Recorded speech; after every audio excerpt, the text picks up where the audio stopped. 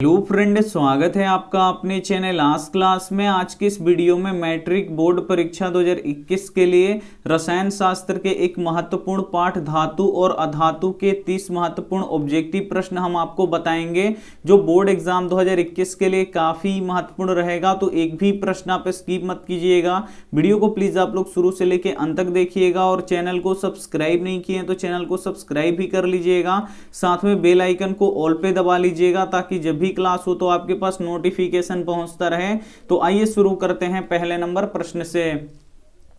पहला नंबर प्रश्न है कि सर्वाधिक आघातवर्ध धातु कौन सा है। काफी महत्वपूर्ण प्रश्न है कि सर्वाधिक आघातवर्ध धातु कौन सा है। ए ऑप्शन है चांदी, बी ऑप्शन है सोना, सी ऑप्शन है टीन, डी ऑप्शन है पीतल। तो यहाँ पे आपको बताना है कि सर्वाधिक आघातवर्ध धातु कौन सा है। तो जो सोना होता है ये सर्वाधिक आघातवर्ध धातु होता है। इसे पीट पीट कर पतले चादर के रूप में परिवर्तित किया जा सकता है, इसीलिए सोना सबसे अधिक आघातवर्ध धातु होता है। यानी यहाँ पे बी ऑप्शन क्या हो जाएगा, बिल्कुल ही सही हो जाएगा। ये देखते हैं अगला प्रश्न, दो नंबर प्रश्न है कि एंटी मनी क्या है। काफी महत्वपूर्ण प्रश्न है कि एंटी मनी क्या है। ए ऑप्शन है धातु, बी ऑप्शन है अधातु, सी ऑप्शन है उपधातु, डी ऑप्शन है मिश्र धातु। तो यहाँ पे आपको बताना है कि एंटी मनी क्या है। तो एंटी मनी क्या है, उपधातु है, इसे आपको याद रखना है। काफी महत्वपूर्ण प्रश्न है बोर्ड एग्जाम 2021 के लिए। यानी यहाँ पे सी ऑप्शन क्या हो जाएगा, यहाँ पे बिल्कुल ही सही हो जाएगा। आइए देखते हैं अगला प्रश्न,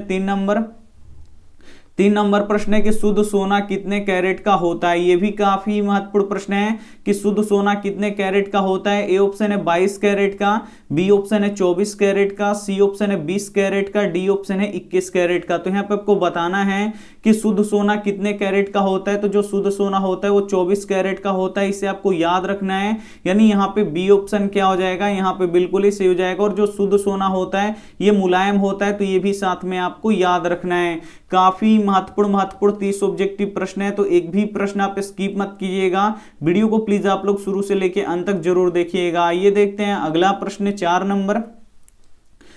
नंबर प्रश्न है कि कौन सा अधातु कमरे के ताप पर द्रव के रूप में पाया जाता है। काफी महत्वपूर्ण प्रश्न है कि कौन सा अधातु कमरे के ताप पर द्रव के रूप में पाया जाता है। ए ऑप्शन है ब्रोमीन, बी ऑप्शन है पारा, सी ऑप्शन है तांबा, डी ऑप्शन है आयरन। काफी महत्वपूर्ण प्रश्न है 4 नंबर कि कौन सा अधातु कमरे के ताप पर द्रव के रूप में पाया जाता है। तो ब्रोमीन पाया जाता है, इसे आपको याद रखना है कि ब्रोमीन एकमात्र ऐसा अधातु है जो कमरे के ताप पर द्रव के रूप में पाया जाता है। यानी यहाँ पे ए ऑप्शन क्या हो जाएगा, यहाँ पे बिल्कुल ही सही हो जाएगा। एक प्रश्न ये भी पूछता है कि कौन सा धातु, यहाँ से अ काट देगा, यहाँ बोलेगा कि कौन सा धातु कमरे के ताप पर द्रव के रूप में पाया जाता है। तो वो धातु है पारा, तो इसे भी साथ में आपको याद रखना है। आइए देखते हैं अगला प्रश्न,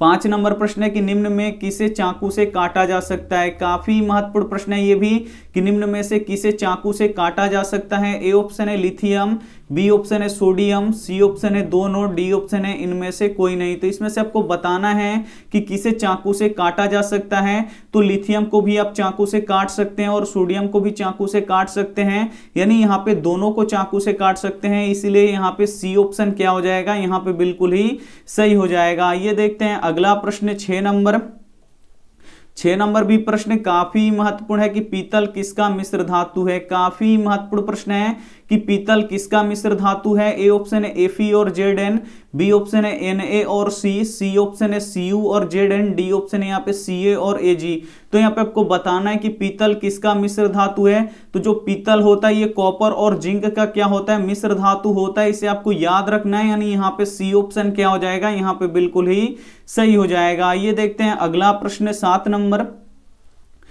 नंबर प्रश्न है कि सबसे अधिक विद्युत ऋणात्मक तत्व कौन सा है। काफी महत्वपूर्ण प्रश्न है और ये बोर्ड परीक्षा में काफी बार पूछा गया है कि सबसे अधिक विद्युत ऋणात्मक तत्व कौन सा है। ए ऑप्शन है एफ यानी फ्लोरीन, बी ऑप्शन है Na यानी सोडियम, सी ऑप्शन है Mg यानी मैग्नीशियम, डी ऑप्शन है Al यानी एल्यूमिनियम। तो इसमें से आपको बताना है कि सबसे अधिक विद्युत ऋणात्मक तत्व कौन सा है। तो सबसे अधिक विद्युत ऋणात्मक तत्व फ्लोरीन होता है, जिसे हम लोग F से सूचित करते हैं। यानी यहाँ पे ए ऑप्शन क्या हो जाएगा, यहाँ पे बिल्कुल ही सही हो जाएगा। काफी महत्वपूर्ण प्रश्न है, तो एक भी प्रश्न आप स्किप मत कीजिएगा। वीडियो को प्लीज आप लोग शुरू से लेकर अंत तक जरूर देखिएगा। ये देखते हैं अगला प्रश्न, 8 8 नंबर प्रश्न है कि मैग्नेटाइट किस धातु का अयस्क है। काफी महत्वपूर्ण प्रश्न है कि मैग्नेटाइट किस धातु का अयस्क है। ए ऑप्शन है Mg यानी मैग्नीशियम, बी ऑप्शन है Fe यानी लोहा, सी ऑप्शन है Ag यानी चांदी, डी ऑप्शन है यहाँ पे Cu यानी कॉपर। तो यहाँ पे आपको बताना है कि मैग्नेटाइट किस धातु का अयस्क है। तो मैग्नेटाइट ये लोहा का अयस्क होता है जिसका संकेत Fe होता है, ये आपको याद रखना है। यानी यहाँ पे बी ऑप्शन क्या हो जाएगा, यहाँ पे बिल्कुल ही सही हो जाएगा। एक प्रश्न ये भी पूछता है कि हेमेटाइट किसका अयस्क है। तो हेमेटाइट लोहा का ही अयस्क होता है, तो इसे भी साथ में आपको याद रखना है। आइए देखते हैं अगला प्रश्न 9 नंबर प्रश्न है कि अयस्क में उपस्थित अशुद्धि को क्या कहते हैं। काफी महत्वपूर्ण प्रश्न है कि अयस्क में उपस्थित अशुद्धि को क्या कहते हैं। ए ऑप्शन है फ्लक्स, बी ऑप्शन है गैंग, सी ऑप्शन है स्लैग, डी ऑप्शन है कचरा। तो यहाँ पे आपको बताना है कि अयस्क में उपस्थित अशुद्धि को क्या कहते हैं। तो अयस्क में उपस्थित अशुद्धि को गैंग कहते हैं, इसे आपको याद रखना है। काफी महत्वपूर्ण प्रश्न है, यानी यहाँ पे बी ऑप्शन क्या हो जाएगा, यहाँ पे बिल्कुल ही सही हो जाएगा। आइए देखते हैं अगला प्रश्न 10 नंबर प्रश्न है कि धातु का ऑक्साइड कैसा होता है। काफी महत्वपूर्ण प्रश्न है कि धातु के ऑक्साइड कैसे होते हैं। ए ऑप्शन है अम्लीय, बी ऑप्शन है क्षारीय, सी ऑप्शन है उदासीन, डी ऑप्शन है सभी। तो यहाँ पे आपको बताना है कि धातु का ऑक्साइड कैसा होता है। तो धातु का जो ऑक्साइड होता है ये होता है क्षारीय, इसे आपको याद रखना है। काफी महत्वपूर्ण प्रश्न है, यानी यहाँ पे बी ऑप्शन क्या हो जाएगा, यहाँ पे बिल्कुल ही सही हो जाएगा। धातु का ऑक्साइड कैसा होता है, तो क्षारीय होता है, ये आपको याद रखना है। और जो अधातु होते हैं, अधातु के ऑक्साइड कैसे होते हैं, अम्लीय होते हैं, तो ये भी साथ में आपको याद रखना है। आइए देखते हैं अगला प्रश्न 11 नंबर प्रश्न है कि कॉपर पाइराइट किसका अयस्क है। काफी महत्वपूर्ण प्रश्न है कि कॉपर पाइराइट किसका अयस्क है। ए ऑप्शन है तांबा का, बी ऑप्शन है लोहा का, सी ऑप्शन है सल्फर का, डी ऑप्शन है चांदी का। काफी महत्वपूर्ण प्रश्न है, तो एक भी प्रश्न आप स्किप मत कीजिएगा। वीडियो को प्लीज आप लोग शुरू से लेकर अंत तक जरूर देखिएगा। कॉपर पाइराइट किसका अयस्क है। तो जो कॉपर पाइराइट होता है ये तांबा का अयस्क होता है, इसे आपको याद रखना है। यानी यहाँ पे ए ऑप्शन क्या हो जाएगा, यहाँ पे बिल्कुल ही सही हो जाएगा। ये देखते हैं अगला प्रश्न 12 नंबर प्रश्न है कि आवर्त सारणी के दाईं ओर कौन से तत्व रखा गया है। काफी महत्वपूर्ण प्रश्न है कि आवर्त सारणी के दाईं ओर कौन सा तत्व रखा गया है। ए ऑप्शन है संक्रमण तत्व, बी ऑप्शन है अधातु, सी ऑप्शन है धातु, डी ऑप्शन है उपधातु। तो यहाँ पे आपको बताना है कि आवर्त सारणी के दाईं ओर कौन सा तत्व रखा गया है।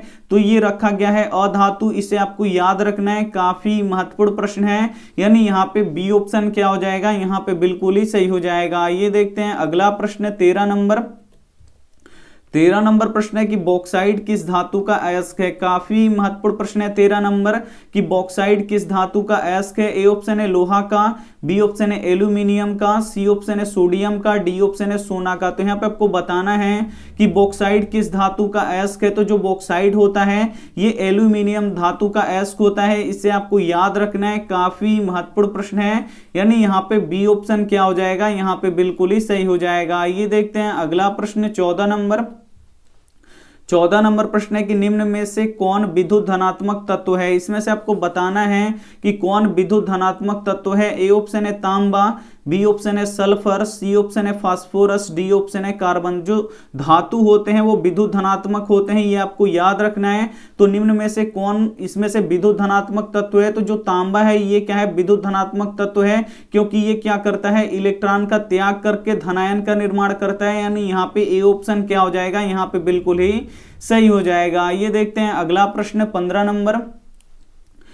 नंबर प्रश्न है कि किसको किरोसिन तेल में डुबा के रखा जाता है। काफी महत्वपूर्ण प्रश्न है कि किसको किरोसिन तेल में डुबा के रखा जाता है। ए ऑप्शन है सोडियम को, बी ऑप्शन है लोहा को, सी ऑप्शन है फास्फोरस को, डी ऑप्शन है चांदी को। तो इसमें से आपको बताना है कि किसको किरोसिन तेल में डुबा के रखा जाता है। तो जो सोडियम होता है इसे किरोसिन तेल में डुबा के रखा जाता है, इसे आपको याद रखना है, क्योंकि ये बहुत ही अधिक अभिक्रियाशील होता है। इसीलिए जो सोडियम होता है इसे हम लोग किरोसिन तेल में डुबा के रखते हैं। यानी यहाँ पे ए ऑप्शन क्या हो जाएगा, यहाँ पे बिल्कुल ही सही हो जाएगा। एक प्रश्न ये भी आता है कि किसको पानी में डुबा के रखा जाता है, यानी किसको जल में डुबा के रखा जाता है। तो फास्फोरस को जल में डुबा के रखा जाता है, ये भी साथ में आपको याद रखना है।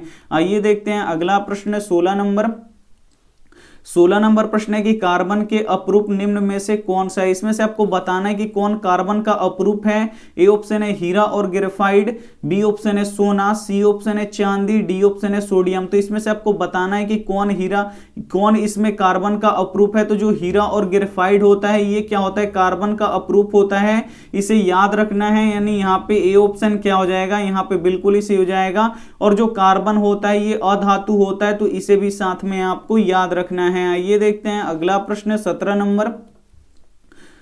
नंबर प्रश्न है कि फास्फोरस का अणु सूत्र क्या होता है। काफी महत्वपूर्ण प्रश्न है कि फास्फोरस का अणु सूत्र क्या होता है। ए ऑप्शन है P4, बी ऑप्शन है P2, सी ऑप्शन है P5, डी ऑप्शन है P3। तो यहाँ पे आपको बताना है कि फास्फोरस का अणु सूत्र क्या होता है। तो फास्फोरस का अणु सूत्र P4 होता है, इसे आपको याद रखना है। यानी यहाँ पे ए ऑप्शन क्या हो जाएगा, यहाँ पे बिल्कुल ही सही हो जाएगा। और फास्फोरस को कहाँ रखा जाता है, तो जल में डुबा के रखा जाता है, यानी पानी में डुबा के रखा जाता है। तो ये भी साथ में आपको याद रखना है। काफी महत्वपूर्ण प्रश्न है, तो एक भी प्रश्न आप स्किप मत कीजिएगा। वीडियो को प्लीज आप लोग शुरू से लेकर अंत तक जरूर देखिएगा। ये देखते हैं अगला प्रश्न 18 नंबर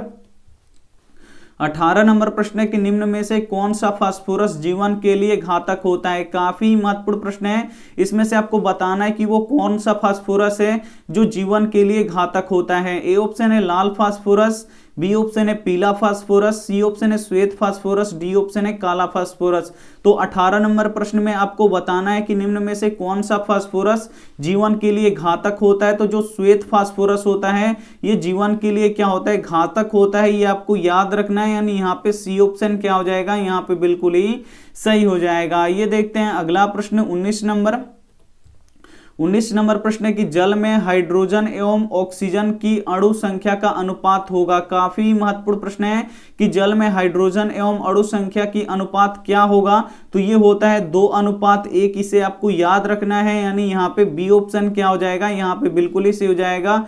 जल का यहाँ पे सूत्र क्या होता है, तो H2O होता है, जिसमें हाइड्रोजन कितना होता है, 2 होता है, और यहाँ पे ऑक्सीजन कितना होता है, 1 होता है। तो यहाँ पे अनुपात कितना का होता है, तो 2:1 का होता है। यानी यहाँ पे बी ऑप्शन क्या हो जाएगा, यहाँ पे बिल्कुल ही सही हो जाएगा। ये देखते हैं अगला प्रश्न 20 नंबर प्रश्न है कि लोहे का परमाणु संख्या कितना होता है। काफी महत्वपूर्ण प्रश्न है। यहाँ पे आपको बताना है कि लोहे का परमाणु संख्या कितना होता है। ए ऑप्शन है 26, बी ऑप्शन है 23, सी ऑप्शन है 25, डी ऑप्शन है 24। तो यहाँ पे आपको बताना है कि लोहे का परमाणु संख्या कितना होता है। तो लोहे का परमाणु संख्या 26 होता है, इसे आपको याद रखना है। यानी यहाँ पे ए ऑप्शन क्या हो जाएगा, यहाँ पे बिल्कुल ही सही हो जाएगा। काफी महत्वपूर्ण प्रश्न है, तो एक भी प्रश्न आप स्किप मत कीजिएगा। वीडियो को प्लीज आप लोग शुरू से लेकर अंत तक देखिएगा और लास्ट में आप हमें कमेंट करके बताइएगा कि आपका 30 प्रश्नों में से कितना सही हुआ। आइए देखते हैं अगला प्रश्न 21 नंबर प्रश्न है कि निम्न में से कौन अधातु है। इसमें से आपको बताना है कि कौन अधातु है। ए ऑप्शन है Fe, बी ऑप्शन है यहाँ पे सी ऑप्शन है Al, डी ऑप्शन है Au। तो यहाँ पे आपको बताना है कि निम्न में से कौन अधातु है। तो जो यहाँ पे कार्बन है ये क्या है, अधातु है, इसे आपको याद रखना है। यानी यहाँ पे बी ऑप्शन क्या हो जाएगा, यहाँ पे बिल्कुल ही सही हो जाएगा। और यहाँ पे देखिए लोहा, एल्यूमिनियम और यहाँ पे सोना, ये क्या है, धातु है, लेकिन यहाँ पे कार्बन क्या है, अधातु है। तो इसे आपको साथ में याद रखना है। और कार्बन के 2 अपरूप होते हैं, हीरा और ग्रेफाइट, तो ये भी साथ में आपको याद रखना है। आइए देखते हैं अगला प्रश्न 22 नंबर प्रश्न है कि कौन अधातु होते हुए भी विद्युत का सुचालक होता है। काफी महत्वपूर्ण प्रश्न है कि कौन अधातु होते हुए भी विद्युत का सुचालक होता है। ए ऑप्शन है हीरा, बी ऑप्शन है ग्रेफाइट, सी ऑप्शन है सोना, डी ऑप्शन है चांदी। तो यहाँ पे आपको बताना है कि कौन अधातु होते हुए भी विद्युत का सुचालक होता है। तो जो यहाँ पे देखिए जो ग्रेफाइट होता है ये अधातु होते हुए भी क्या होता है, ये विद्युत का सुचालक होता है। यानी यहाँ पे बी ऑप्शन क्या हो जाएगा, यहाँ पे बिल्कुल ही सही हो जाएगा। ये देखते हैं अगला प्रश्न 23 नंबर प्रश्न है कि दुनिया का सबसे कठोर पदार्थ कौन सा है। काफी महत्वपूर्ण प्रश्न है कि दुनिया का सबसे कठोर पदार्थ कौन सा है। ए ऑप्शन है सोना, बी ऑप्शन है चांदी, सी ऑप्शन है लोहा, डी ऑप्शन है हीरा। तो यहाँ पे आपको बताना है कि दुनिया का सबसे कठोर पदार्थ कौन सा है, तो दुनिया का सबसे कठोर पदार्थ हीरा है, इसे आपको याद रखना है। और जो हीरा होता है ये अधातु होता है, तो ये भी साथ में आपको याद रखना है, यानी यहाँ पे डी ऑप्शन क्या हो जाएगा, यहाँ पे बिल्कुल ही सही हो जाएगा। आइए देखते हैं अगला प्रश्न 24 नंबर प्रश्न है कि कौन सा पदार्थ ऑक्सीजन से संयोग नहीं करता है। काफी महत्वपूर्ण प्रश्न है कि वो कौन सा पदार्थ है जो ऑक्सीजन से संयोग नहीं करता है। ए ऑप्शन है तांबा, बी ऑप्शन है गोल्ड, सी ऑप्शन है जिंक, डी ऑप्शन है लोहा। तो यहाँ पे आपको बताना है कि कौन सा पदार्थ ऑक्सीजन से संयोग नहीं करता है। तो जो गोल्ड होता है, जो सोना होता है, ये ऑक्सीजन से संयोग नहीं करता है, इसीलिए जो सोना होता है वो जल्दी खराब नहीं होता है, यानी यहाँ पे बी ऑप्शन क्या हो जाएगा, यहाँ पे बिल्कुल ही सही हो जाएगा। ये देखते हैं अगला प्रश्न 25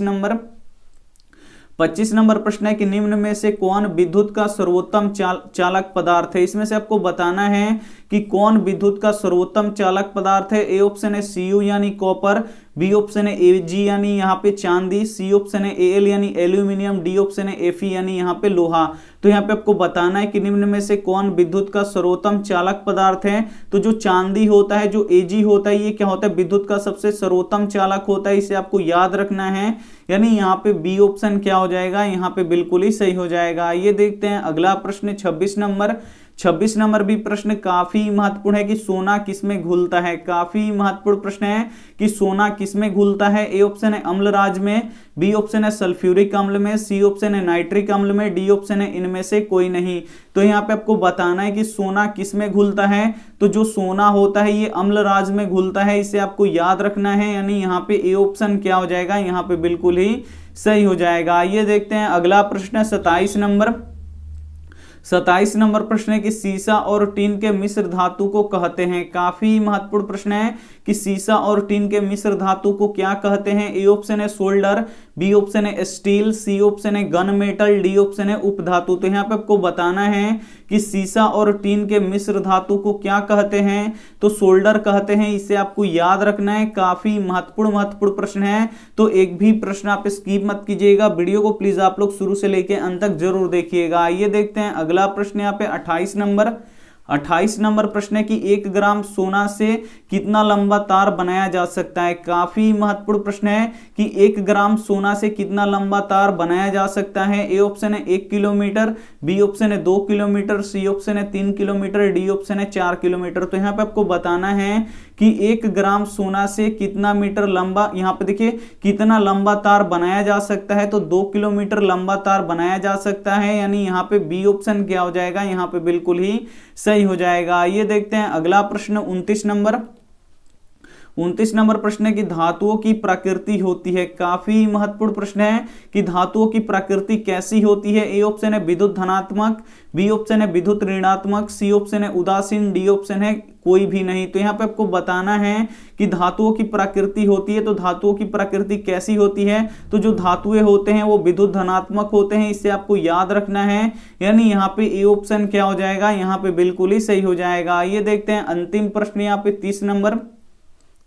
30 नंबर प्रश्न है कि लोहे को जंग से बचाने के लिए किसका लेप लगाया जाता है। काफी महत्वपूर्ण प्रश्न है कि लोहे को जंग से बचाने के लिए किसका लेप लगाया जाता है। ए ऑप्शन है तांबा का, बी ऑप्शन है चांदी का, सी ऑप्शन है फास्फोरस का, डी ऑप्शन है जिंक का। तो यहाँ पे आपको बताना है कि लोहे को जिंक से बचाने, यहाँ पे देखिए लोहे को जंग से बचाने के लिए किसका लेप लगाया जाता है, तो जिंक का यहाँ पे लेप लगाया जाता है, ये आपको याद रखना है, यानी यहाँ पे डी ऑप्शन क्या हो जाएगा, यहाँ पे बिल्कुल ही सही हो जाएगा। अब आप हमें कमेंट करके बता दीजिए कि आपका 30 प्रश्नों में से कितना सही हुआ, और ये रहा आपके लिए होमवर्क प्रश्न। इसका जवाब आपको कमेंट बॉक्स में देना है कि कोयला किस प्रकार का ईंधन है। यहाँ पे आपको बताना है कि जो कोयला है ये किस प्रकार का ईंधन है। ए ऑप्शन है नवीकरणीय, बी ऑप्शन है अनवीकरणीय, सी ऑप्शन है दोनों, डी ऑप्शन है इनमें से कोई नहीं। तो यहाँ पे आपको बताना है कि कोयला किस प्रकार का ईंधन है, ये हमें कमेंट करके आप लोग जरूर बताइएगा। आपका यहाँ पे हमें आंसर का यहाँ पे हम वेट करेंगे आपका। वीडियो को लाइक नहीं किए तो प्लीज आप लोग वीडियो को लाइक कीजिएगा, अपने दोस्तों के पास इस वीडियो को जरूर शेयर कीजिएगा, और चैनल को सब्सक्राइब नहीं किए तो चैनल को सब्सक्राइब भी कर लीजिएगा, साथ में बेल आइकन को ऑल पे भी दबा लीजिएगा, ताकि जब भी क्लास हो तो आपके पास नोटिफिकेशन पहुंचता रहे। थैंक यू फॉर वॉचिंग, मिलते हैं अगली वीडियो में, तब तक अपना ध्यान रखिए, मन लगा के पढ़ाई कीजिए। Take care and bye.